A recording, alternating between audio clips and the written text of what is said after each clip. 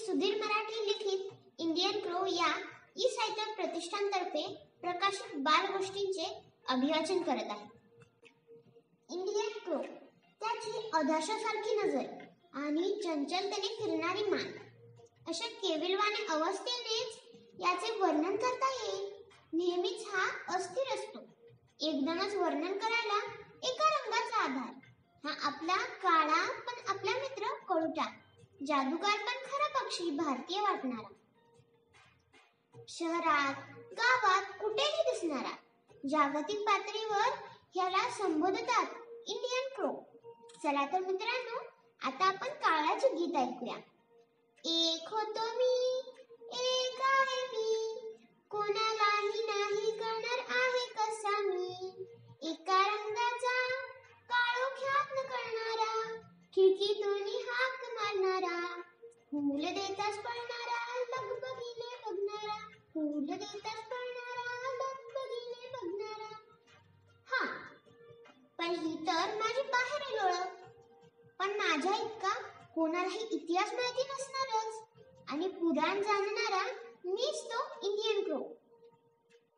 कावळा गाणे गात एका झाडावर धडकतात आणि अचानक एक भयंकर कावळा येतात. सगळे घाबरून पळ काढतात. हाच तो इंडियन क्रो आणि ह्याचीच आहे ही कहाणी. चला तर मुलांनो, आपण याचा भाग 1 ऐकूया.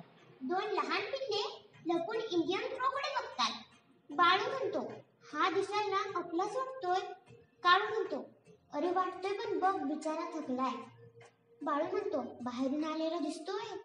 आणि पटकन तो भयानक कावळा म्हणजेच आपला इंडियन क्रो त्याच्या समोर येऊन धडकतो. तुम्ही नाही ओळखणार मला. तुम्ही माझ्यापेक्षा थोडे उजळ दिसताय, कारण मी तुमच्या पिढीतला नाही. मी त्या पलीकडच्या जंगलातून आलोय. बाळू म्हणतो, मला तर ह्याच्याशी बोलायची पण भीती वाटते. काळू म्हणतो, थांब, काहीतरी विचारूया. घाबरू नको हा. बाळू म्हणतो, काय विचारूया? मी ऐकलंय जंगल खूप भयानक असते आणि त्या जंगलात राहणारे प्राणी पक्षी सर्वच खूप भयानक असणार. काळू म्हणतो, ठीक आहे, तुम्ही खूप थकलेले दिसताय. या, मी तुम्हाला त्या कारंजापाशी नेतो. तिथे तुम्ही तुमची तहान भागवा आणि तुमच्या मार्गाने जा. इंडियन क्रो म्हणतो, मार्ग? मी इकडेच आलोय. आधी शहराला समजावून घ्यावे लागेल. मनात फुटफुटत, तुम्ही जा, मी पुढे जाईल. आभारी आहे मुलांनो. चला तर मुलांनो, आपण याचा भाग 2 ऐकूया. एका घरात मुलगा आणि वडील बसलेले असतात. लहान मूल त्याच्या पप्पांना म्हणतं, हे इथे काळे पक्षी काय करतायत? त्याचे पप्पा म्हणतात, अरे हे काळे पक्षी नाही, हे कावळे आहेत. हे असेच फिरतात. एका कावळ्याच्या लक्षात जातं आणि बाजूच्या कावळ्यांना म्हणतो, अरे ह्या माणसांना काय कळणार? सभा का फक्त ह्यांच्याच होतात का? काळूनी बाळू, अरे संध्याकाळी सभा. सगळे आक्रमणाच्या पवित्र्यात दिसतायत. ह्यांची घरं वगैरे पडली नाहीत ना? कुणाचं रे? अरे आपण पण त्या कोकिळा मावशीच्या घरातच. कसली कोकिळा? आपण आपल्या प्रांताचे राजे. घर कोणाचे का असेना. अरे तिथे बघ, त्यांच्या मागे लागलेत सगळे कावळे. तो रे तो बुजुर्ग आपल्याला भेटलेला. सगळे कावळे ओरडतात, परप्रांतीय आक्रमण, परप्रांतीय आक्रमण. काळू म्हणतो, काळू आणि बाळू मनातल्या मनात फुटफुटतो. मला वाटतंय हा काहीतरी सांगायला आलेला आहे त्या जंगलातून, नाहीतर एकटा कशाला येईल? काळू आणि बाळू उठत इशारा करून बुजुर्ग कावळ्याला घरात जायला सांगतात. बुजुर्ग कावळा खिडकीतून एका घरात घुसतो. बाहेर कावळे शोधतात. काळू आणि बाळू, अरे तो आता सुरक्षित आहे, कारण तो आपल्या मित्राच्या घरी आहे. मी दोस्ती केली, त्यानेही दोस्ती केली. मी दोस्त, तोही दोस्त. हा हा हा म्हणत संध्याकाळ झाल्याने सगळे कावळे निघून जातात. चला तर आपण याचा भाग 3 ऐकूया. कावळा कपाटाखाली जाऊन लपतो आणि छोटा दोस्त त्याला हाक मारतो. कावळा बावरतो आणि छोटा दोस्त त्याला म्हणतो, मी तुला बघितलं, तू बाहेर ये. आता इथे कोणी येणार नाही. मला सांग, का लपलास? इंडियन क्रो म्हणतो, ते बाहेर सगळे माझ्या मागे लागलेत ना, म्हणून मी इथे आलोय माझ्या स्वकीयांना परत घेऊन जायला. त्या दूरवर जंगलात. खरं तर तिथेच त्यांचे अस्तित्व आहे. आमचं जंगल खूप सुंदर आहे. आम्ही सगळे तिथे खूप मजेत राहायचो. चला तर आपण याचं जंगल गीत ऐकूया. आमचं जंगल, आमचं जंगल, आमचं जंगल आहे इथे. सगळे पक्षी झाडावर राहतात, इथे आहे मस्ती मज्जा. आमचं जंगल, आमचं जंगल, आमचं जंगल आहे इथे. सगळे पक्षी झाडावर राहतात, इथे आहे सगळी मस्ती मज्जा. पावसात आम्ही घर बांधत नाही, राहायची सोय इथे कमी नाही. पावसात आम्ही घर बांधत नाही, राहायची सोय इथे कमी नाही. ह्या फांदीवर त्या फांदीवर नाही तर आहे आमची कोकिळा ताई. ह्या फांदीवर त्या फांदीवर नाही तर आहे आमची कोकिळा ताई. आम्हाला नाही येते कोणाची भीती. वाघोबाच्या शेपटीवर मी बसतो, रेड्याच्या शिंगावर मी बसतो. हत्ती आमच्यावर खूप चिडतो. खारुताई आहे इथे खूप चपळ. कोल्होबा खूपच कपटी, त्याच्याजवळ कोणीच जात नाही. आमचं जंगल, आमचं जंगल, आमचं जंगल आहे इथे. छोटा दोस्त म्हणतो, खूपच मजा आली. बाहेरून आवाज येतो, बाळा बाहेर ये. छोटा दोस्त दरवाजा बंद करून बाहेर जातो. इंडियन क्रो म्हणतो, आजची रात्र इथेच काढावी लागेल. इथेच मी सुरक्षित आहे. नमस्कार, मी अश्विनी पाटील, अहमदनगरहून.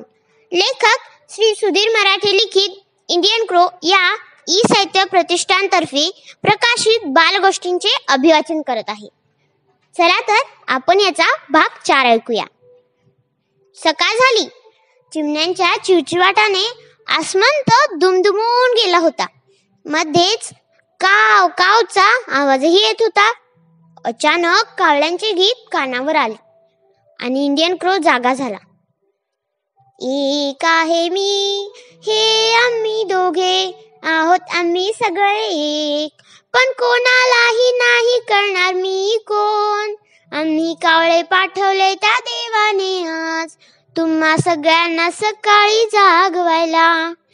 इंडियन क्रो म्हणतो, अरे हे तर आपल्या जंगलातलं गाणं. म्हणजे आपली जमात इथेच कुठेतरी आहे. दानव, भूत, देव, शिकारी सगळेच आहेत. मला आठवतंय आम्ही किती शौर्याने लढलोय ते. आम्ही शूर दुःख करू दूर, दानवांच्या या जगात आहे पूर. आम्ही शूर दुःख करू दूर, दानवांच्या या जगात आहे पूर. कोणालाही घाबरायचं नाही, कारण आपण आहोत देवाचे. कोणालाही घाबरायचं नाही, कारण आपण आहोत देवाचे. सैन्य आपले मोठे, दानव आहेत खोटे. सैन्य आपले मोठे, दानव आहेत खोटे. सगळे सैनिक झाडावर जमायचे. जंगलात आमचं साम्राज्य कायम होतं. खिडकीतून इंडियन क्रो बाहेर निघून जातो. खूनगाठ म्हणून झाडावर टिकटिक करून खून करतो. झाडावरून खाली येऊन काळू आणि बाळू नमस्कार करतात. इंडियन क्रो म्हणतो, तुम्ही तिकडेच राहता? काळू म्हणतो, हा, त्या पलीकडे. दिवसा मी कुठेही फिरतो, पण रात्री इथे. इंडियन क्रो म्हणतो, इथे कावळे बघून थक्क झालो. काळू म्हणतो, तुमचं काम झालं ना? इंडियन क्रो म्हणतो, नाही. इंडियन क्रोचं लक्ष एका मोठ्या चित्राकडे जाते. फुंक चित्रपटाचं भलं मोठं पोस्टर असते. त्यावर एका कावळ्याचे चित्र असतं. त्या चित्रावर सगळे कावळे हल्ला चढवतात. इंडियन क्रो म्हणतो, बाहेरच्यांना खपवून घेत नाहीत वाटतं, खूपच मजेशीर आहे. अचानक इंडियन क्रोची नजर बाजूला जाते. त्याला सगळ्या कावळ्यांनी घेरलेलं असतं. कावळे म्हणतात, ए पकडा याला, त्याला सोडू नका. कुठून आलास? काय पाहिजे तुला? आणि त्या लहान मुलांना काय सांगतोयस? दुसरा म्हणतो, ह्याची मस्तीच जिरूया. तिसरा म्हणतो, म्हातारा दिसतोय. कावळाचा एक ग्रुप तिथे येतो. आम्ही शूर दुःख करू दूर, आम्ही शूर दुःख करू दूर. त्यांचा लीडर म्हणतो, सोडा त्याला. मोठा म्हणतो, आज सोडतोय पण लक्षात ठेव, आणि निघून जातो. लीडर म्हणतो, बुजुर्ग दिसताय, जंगलातून आलाय का? इंडियन क्रो म्हणतो, हो. लीडर म्हणतो, वाट चुकलाय का? काहीतरी सांगतोय का बघा. किती दिवस मुक्काम? इंडियन क्रो म्हणतो, बघू. लीडर म्हणतो, ठीक आहे, मदत लागली तर नक्की सांगा. ह्या मुलांबरोबर असाल तर सुरक्षितच समजा. आणि निघून जातात. आम्ही शूर दुःख करू दूर, आम्ही शूर दुःख करू दूर. चला तर आपण याचा भाग 5 ऐकूया. इंडियन क्रो म्हणतो, हे शहर खूप मोठं दिसतंय, पण हे बघायला कोणाच्या तरी मार्गदर्शनाची गरज लागेल. ह्या मुलांना विचारूया. मला हे शहर बघायचे आहे, तुम्ही दाखवाल का? काळू म्हणतो, हो, आमचा पर्यटन काका तुम्हाला नक्की मदत करेल. चला तर. पर्यटन काका म्हणतात, या, मी तयार आहे. अरे वा, नवीन पाहुणे आपले शहर बघणार आहेत. चला तर. हे आहे आमचे मुंबई शहर. इथे आहे माणसांचा कहर. माणसं धावत असतात तिन्ही प्रहर. हे आहे शहराचे प्रवेशद्वार, गेटवे ऑफ इंडिया. घाबरू नका, काहीतरी चमकलं ना डोळ्यासमोर? तो फोटो फ्लॅश आपल्यासाठी नाही, त्या कबूतर दोस्तांसाठी. हो, इथे थांबा आणि आपण पाण्यावर मस्ती करूया. बच्चे म्हणतात, काय मज्जा येते. इंडियन क्रो म्हणतो, खूप मोठा किनारा लाभलाय या शहराला, खूपच छान. पर्यटन काका म्हणतात, इथून पुढे गिरगाव चौपाटी, मग मलबार हिल, वरळी, दादर चौपाटी, माहीम, बांद्रा असा समुद्र किनारा खूप दूरवर आहे. आणि ही आहे गुहा. हळू आत चला, वटवागळे झोपली आहेत, सांभाळून, त्यांना चाहूल लावू देऊ नका. आणि आपलं घर आलं. बघा, हे नॅशनल पार्क. इथून पुढे जंगलाची सुरुवात. चला, संध्याकाळ झाली आणि आपली सहलही संपली. इंडियन क्रो म्हणतो, मी आज इथेच थांबेन. बच्चे म्हणतात, पण जरा जपून, आम्ही जातो आता. इंडियन क्रोला आता जुन्या गोष्टी आठवायला लागतात. त्या प्रचंड प्राण्यांनी मला इथपर्यंत आणले होते आणि मी ते प्रचंड रूप धारण केले होते. ते तेजस्वी रूप माझ्यासोबत संपावं अशी माझी मुळीच इच्छा नाही. ही परंपरा पुढे चालली पाहिजे. झाडावर बसलेल्या घुबडाची नजर इंडियन क्रोवर गेली आणि ते घुबड ओरडू लागले. तसा लगबगीने इंडियन क्रो सावध झाला आणि खून ठेवलेल्या बिल्डिंगच्या खिडकीपाशी आला. घुबडाच्या त्या आवाजाने वटवागळे झाडावर येऊन लटकली आणि झाडावर धांदल उडाली. वटवागळे म्हणतात, ए घुबडा, तू का ओरडलास? घुबड म्हणतं, एक विचित्र कावळा बघितला. वटवागळे म्हणतात, कुठून आला आणि कुठे गेला? सगळे झाडावरचे कावळेही बाहेर आले. तसे वटवागळे आणि घुबडांनी पळ काढला. चला तर आपण याचा भाग 6 ऐकूया. सैनिक कावळ्यांची सभा सकाळ झाल्या भरली. लीडर म्हणतो, कालच्या रात्रीच्या प्रकरणाने आता आपल्या सगळ्यांना सावध राहावं लागेल. काहीतरी विचित्र होतंय. आपल्या लहान पिल्लांना प्रशिक्षण द्यावे लागेल. कोणीतरी शिक्षक पाहिजे. मला वाटतं तो जंगलातून आलेला कावळा आपली नक्की मदत करेल, कारण ज्या कामासाठी तो इथे आला आहे ते काम होईपर्यंत तो इथून जाणार नाही. जंगलातल्या बऱ्याच सवयी आपण विसरत चाललोय. कावळा म्हणतो, पण त्यांना तयार कोण करणार? आणि तो शत्रू असेल तर? लीडर म्हणतो, नाही, त्याची पारख मी केली आहे. त्याची नजर सांगते तो आपल्याला नक्की मदत करेल. त्याच्याबरोबर असणाऱ्या त्या 2 मुलांना पुढे करून तयार करा. पण घुबडाने हा प्रकार ऐकला आणि सभेची सगळी माहिती वटवाघांना जाऊन पोहोचवली आणि त्यांनीही रात्रीची सभा घ्यायची ठरवली. वटवाघूळ म्हणतं, मित्रांनो, खूप विचित्र सभेची माहिती कानावर आली आहे आणि आपल्यालाही रात्री भरपूर काम करायला लागेल. सगळी वटवाघळे एकत्र लटकत म्हणायला लागली, छू मंतर मंतर छू, छू मंतर मंतर छू, जंतर मंतर जादू करूया, सगळ्या सरस आपण ठरूया. जंतर मंतर जादू जादू करूया, सगळ्या सरस आपण ठरूया. काळोख्याचे आपण राजे, सगळेच पळतात बघून डोळे मोठे. काळोख्याचे आपण राजे, सगळेच पळतात बघून डोळे मोठे. जंतर मंतरचे आम्ही राजे, जंतर मंतरचे आम्ही राजे. छू मंतर मंतर छू, छू मंतर मंतर छू, छू मंतर मंतर छू, छू मंतर मंतर छू.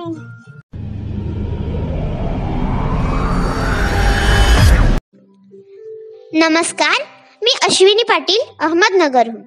लेखक श्री सुधीर मराठे लिखित इंडियन क्रो या ई साहित्य प्रतिष्ठानतर्फे प्रकाशित बालगोष्टींचे अभिवाचन करत आहे. चला तर बालमित्रांनो, आपण याचा भाग 7 ऐकूया. उंच आकाशावरून एक पक्षी झडप घालत खाली उतरून एका उंच डोंगराच्या सुळावर बसला आणि त्याने गर्जना केली, मी पक्ष्यांचा राजा आहे, राजा नाही महाराजा आहे. सगळ्या घरी त्याच्या समोर बसल्या. एक विचित्र कावळा आलाय, ही खबर कोणी आणली? त्याला तिथेच संपवायला तुमचे पंजे शहरात खिरट्या मारून कमजोर झाले आहेत का? बोला आता, आवाज का येत नाही? आणि राजाच्या परवानगीशिवाय तो शहरात ह्याच डोंगरातून शिरलाय. एक घार म्हणते, कावळ्यांनी त्याला मदत केली. गरुड राजे म्हणतात, आणि त्या फितूर कावळ्यांनी का मदत केली? अचानक सुरुंगाचा आवाज झाला, सगळे हादरले. गरुड राजा म्हणतात, बघा, माणसे हा डोंगर पोखरून आपलं सर्वस्व संपत आहेत, तरीही आपण गप्प. आणि आता हे कावळेही आपल्याला सांभाळता येत नाहीत. माझं राज्य संपेल त्याआधी हे सगळे कावळे संपतील. काही वर्षांपूर्वी असाच एक कावळा आढळला होता, तोच तर नसेल ना? या शंकेने गरुड राजा विचार करू लागला. गरुड राजा म्हणाला, एका साधूने आम्हाला त्या जंगलात एक शक्ती दिली होती. ती शक्ती आम्हाला संकटकाळी वापरायला. मी ती त्याच्या विरोधात वापरून काटा काढला, तर हा शूद्र आडवा होता. तो त्यावेळी निघून गेला होता, पण आता कसा काय परत आला? चला तर बालमित्रांनो, आपण याचा भाग 8 ऐकूया. बदके पाण्यात तरंगत आहेत, कावळे त्यांना त्रास देत आहेत. हे सगळं बघून इंडियन क्रोला जंगलाची आठवण आली आणि इंडियन क्रो म्हणाला, माणूस सर्वशक्तिमान आणि बुद्धिमान आहे. आपल्याला अशा माणसाचा शोध घ्यावा लागेल जो दुसऱ्यांसाठी आणि आपल्या जंगलासाठी शक्तीचा वापर करेल.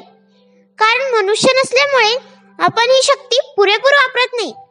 आपण आजपासून कावळ्यांच्या प्रशिक्षणाला सुरुवात करूया. सगळे कावळे एकत्र जमले. समोर इंडियन क्रो उभा आहे. इंडियन क्रो म्हणतो, सगळ्यांनी सरळ रेषेत उभे राहा. 2 पावले पुढे जा, 2 पावले मागे या. संकटकाळी इशारा देताना कसे ओरडाल? बोला, काव काव काव काव काव काव. मस्त आवाज आहे, हे चालू ठेवा. चला, जाता जाता तुम्हाला एक गोष्ट सांगतो. माणसाने एवढे ज्ञान प्राण्यांना नाही, पण सर्वशक्तिमान माणूसच आहे. त्याच्याकडे विचार करायला बुद्धी आहे, तेवढी आपल्याकडे नाही. गुरु शिष्याच्या गोष्टी. मी तुमचा शिक्षक म्हणजे गुरु आणि तुम्ही शिष्य. तुम्ही मी शिकवलेले ज्ञान घेऊन त्याचं पालन करा, म्हणजे तुम्ही सुरक्षित आणि चांगले राहाल. आजचा अभ्यास इथेच संपला. सगळे निघून गेले आणि इंडियन क्रो आपल्या आठवणीत रंगून गेला. चला तर बालमित्रांनो, आपण याचा भाग 9 ऐकूया. ऋषीमुनी तपश्चर्या करीत आहेत आणि गिधाडे त्यांच्या तपश्चर्येत भंग करण्याचा प्रयत्न करीत आहेत. कावळे आश्रमात राहत असल्यामुळे ऋषींच्या रक्षणासाठी सज्ज झाले. ऋषींच्या तपश्चर्याने त्यांच्या समोर हिरा प्रकट झाला. ऋषी तपश्चर्येत मग्न आहेत आणि गिधाडे तो हिरा पळवण्याच्या प्रयत्नात आहेत. सैनिक कावळा ऋषींसमोर येतो आणि ऋषी त्याला म्हणतात, माझी ही तपश्चर्या अशीच चालू राहणार आहे. माझं रक्षण तुम्ही करावं ही विनंती. कावळे म्हणतात, ऋषी महाराज, हा हिरा तुम्ही परिधान करावा, म्हणजे तो कोणालाही हिरावून घेता येणार नाही. ऋषी म्हणतात, माझी तपश्चर्या संपेपर्यंत तुम्ही तो सुरक्षित ठेवा. सैनिक म्हणतो, पण इथे कसा सुरक्षित राहणार? ऋषी म्हणतात, तुम्ही अशा जागी ठेवा की तो सुरक्षित राहील. सैनिक म्हणतो, पण जर हा हिरा असाच पडून राहणार असेल तर त्याचं प्रयोजन काय? ऋषी म्हणतात, हा हिरा ज्याच्या हाती लागेल तो शक्तिमान बनेल, पण त्याचा दुरुपयोग झाला तर निष्प्रभ होईल. एवढंच, बाकी मी काही सांगणार नाही. कावळा विचार करीत असतो. आकाशात उंच उडणाऱ्या गरुडाकडे लक्ष जाते. गरुड समोर येतो आणि म्हणतो, मी मदत करू? साधू म्हणतात, आम्हाला अशी जागा दाखव की हा हिरा सुरक्षित ठेवता येईल. कावळा मनात म्हणाला, आम्ही दोघे बोलत असताना हा अचानक कुठून आला? गरुड उडून गेलं आणि कावळ्यांची फौज जागा शोधू लागली. चला तर आपण याचा भाग 10 ऐकूया. कावळे एका झाडाच्या ढोलीत घुसणार तेवढ्यात एक मोठा साप बाहेर येतो. सगळे कावळे पळा पळा पळा पळा असे ओरडतात. चला, तो बघा तिकडे तलाव. कावळ्यांचं लक्ष बदकांकडे जातं आणि बदकांची मस्ती सुरू होती. 2 कावळे दोन्ही बाजूनी बदकांना उचलतात. आहा, बदकं उडतात, बघा बघा. एक निमुळती शेपटी पाण्यावर बघताच सावध होतात. पाण्यात डुबकी मारतात आणि लगेच वर येतात. अरे बाहेर पळ, आत मगर आहे. चला गुफेत जाऊया. आज जाताच गुफेतून वटवाघळांचं झुंडच्या झुंड बाहेर येतं. जमिनीत पुरले तरी कोणीतरी घेऊन जाईल. मग करायचं तरी काय? इंडियन क्रो मनातल्या मनात पुटपुटला. जागा सापडणे कठीण झाले आहे. गरुड राजाने हाक मारली, सैनिक कावळा तू चल. सैनिक कावळा म्हणतो, आज नको, साधू महाराजांची परवानगी महत्वाची आहे, आणि निघून जातो. सैनिक कावळा महत्वाच्या सहकाऱ्यांना बोलावतो आणि उद्याच्या गरुड भेटीबद्दल सगळ्यांना माहिती देतो. तुम्ही ह्या साधू महाराजांचे रक्षण करा. तो तेजस्वी हिरा गरुड राजा पळून नेण्याचा प्रयत्न करेल. पिल्लू म्हणतो, तुम्ही त्या साधू महाराजांचे रक्षण करीत आहात? इंडियन क्रो म्हणतो, मुला, हे काम तुलाही करायचे आहे. त्या साधू महाराजांमुळे आपण ह्या जंगलात शांततेने राहत आहोत. ते इथे एकटेच आहेत. पूर्वी गिधाडे आपल्याला खूप त्रास द्यायची, आपली अंडी फोडायची, सापांचा तर संचार होता, म्हणून गरुडांचे हल्ले व्हायचे. खूप अराजकता होती. साधू महाराजांच्या आश्रमामुळे सगळे शांत आहे. पण आता साधू महाराज एकटे आहेत, कारण त्यांच्या बरोबरचे साधू शहरात निघून गेले. साधू महाराजांची तपश्चर्या पूर्ण झाली ते आपल्यामुळेच. जंगलाचे नियम जपले तर सगळे शांत राहू शकतात. आश्रमाबाहेरचे जग खूपच वेगळे आहे. म्हणजे गरुड, गिधाड, वटवाघळे वगैरे. आश्रमाबाहेरचे सगळे प्राणी आणि पक्षी क्रूर आहेत. आश्रमाबाहेरचे कावळे देखील खूप क्रूर आहेत. नमस्कार, मी अश्विनी पाटील, अहमदनगरहून. लेखक श्री सुधीर मराठी लिखित इंडियन क्रो या ई साहित्य प्रतिष्ठानतर्फे प्रकाशित बालगोष्टींचे अभिवाचन करत आहे. चला तर बालदोस्तांनो, आपण याचा भाग 11 ऐकूया. सकाळी गरुड राजा इंडियन क्रोला घेऊन बाहेर निघाला. गरुडाबरोबर इंडियन क्रो बेचैन होता. त्याला काही गडबड होणार असं सतत वाटत होतं. इंडियन क्रो म्हणाला, गरुडा, आपण कुठे चाललो आहोत? गरुड म्हणाला, मी तुम्हाला पाहुणचार देणार आहे. इंडियन क्रो गडबडला आणि हळूहळू उडू लागला. इंडियन क्रो म्हणाला, मी उंचावर उडू शकत नाही, मला थांबायला लागेल. गरुड म्हणाला, चला, त्या डोंगरावर माझं घर आहे. गरुड राजाच्या घराजवळ आल्यावर प्रकाशमान हिरा इंडियन क्रोला दिसला. इंडियन क्रोवर मागून गिधाडे हल्ला करतात. इंडियन क्रोचे पंख कापण्यात आले, पण त्या हिऱ्याच्या रहस्याभावी गरुड राजा त्याला मारू शकत नव्हता. गरुड आणि गिधाडाने सगळ्या कावळ्यांना जंगलातून पळवून लावले आणि कावळे जंगल सोडून शहराकडे धावले. गरुड राजा आता जंगलात शक्तिशाली झाला. इंडियन क्रो त्याच्या कैदेत होता. एक दिवस एका गरुडाच्या मदतीने तो हिऱ्याजवळ पोहोचला आणि चमत्कार झाला. त्या कावळ्याचे रूपांतर प्रचंड पक्षात झाले. मुकुटात हिरा परिधान केलेला इंडियन क्रो आणि इंडियन क्रो गरुड राजाच्या कैदेतून बाहेर पडला.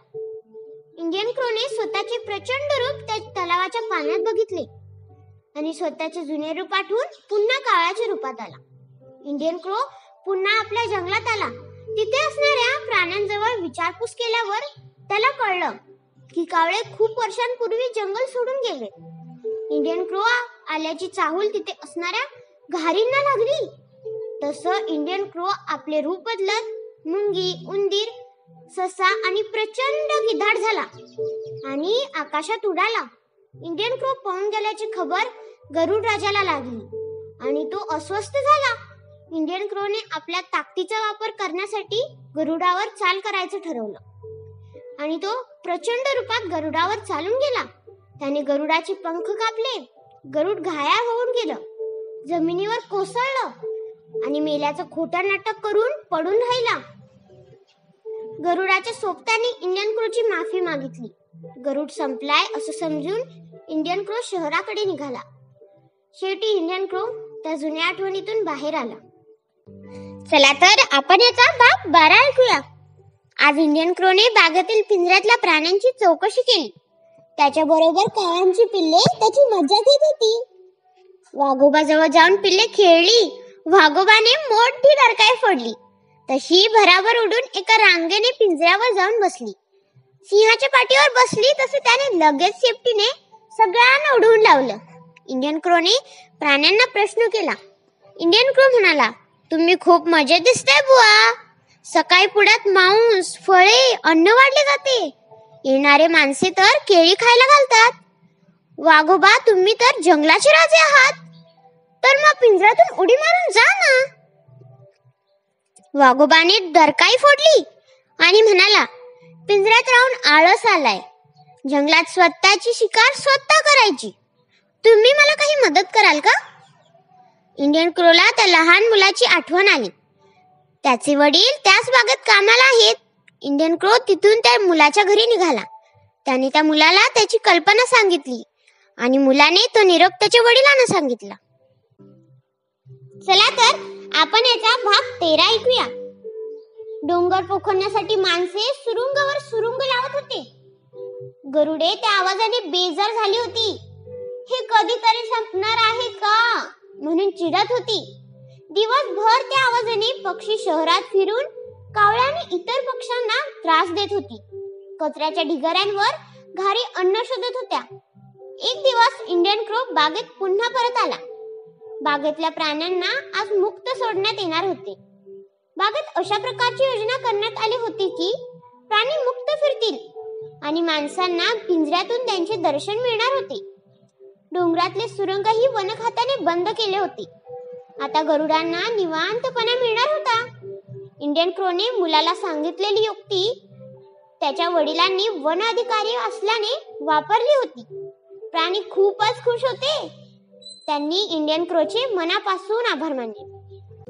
चला तर बालदोस्तांनो, आपण याचा भाग 14 ऐकूया. इंडियन क्रो आता शहरात रुळला होता. त्याने आता आपले प्रयोजन कावळ्यांच्या सभेत सांगायचे ठरवले. कावळ्यांच्या प्रशिक्षणाची चाचणीही घेण्यात येणार होती. कावळ्यांची सभा बागेत भरली. कावळ्यांनी वेगवेगळ्या चाचण्या करून दाखवल्या आणि अचानक एक साप भर सभेत येऊन पडला.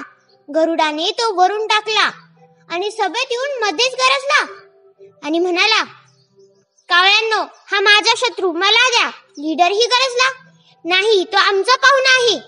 तरीही इंडियन क्रोवर हल्ला करण्यात गरुड यशस्वी झाला. इंडियन क्रोशी झटापट सुरू झाली. इंडियन क्रो आणि गरुड राजा दोघेही आकाशात उडाले आणि युद्ध सुरू झाले. इंडियन क्रोने उंचावरून खाली जमिनीवर झेप घेतली. इंडियन क्रोची नजर दूरवर गेली.